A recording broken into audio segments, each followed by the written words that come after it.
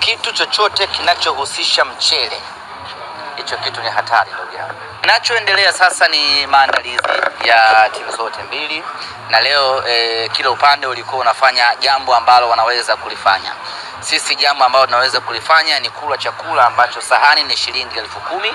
Hiyo ni biriani kuku na shilingi 9,000 kwa biriani nyama.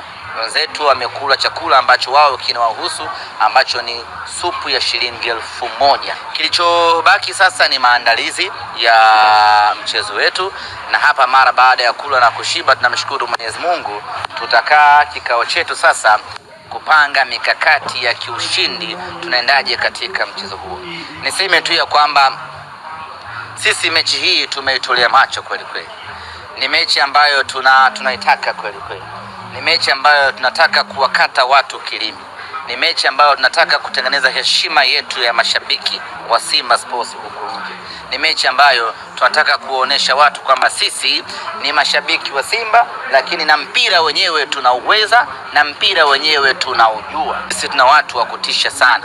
Labda tu nikwambie kwa ufupi, mstari wa mbele kule namba 9 anasimama Mzalamo kwa ajili ya kutuliza mali zote na kufunga. Sijui umeelewa eh? Chini ya Mzalamo yupo bwana Kisugu namba 8 kwa ajili ya kusambaza upendo. Kaka, timu tunayo. Pembeni huku yuko GB 64 anachukua mali kama mpanzo, anaingia anaachia. Timu yetu hiyo baba imekamilika. Chini kabisa hapa namba 6 nitasimama mwenyewe, holding midfielder. Nafanya kazi kama TANESCO.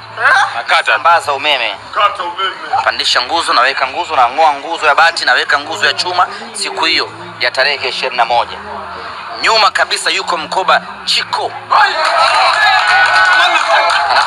anaganga. Alishanti huyo unamjua mimi? Alishanti anazima pale, anasaidiana na Tobias Sebastian Chiko. Namba 3 kwa mtu mmoja anaitwa King Vuvuzela. Sijui umeelewa eh? Namba 7 anamaliza Justin Mwakitalima. Sijui umeelewa eh? Umeelewa vizuri. Namba 11 Mudi Bela yuko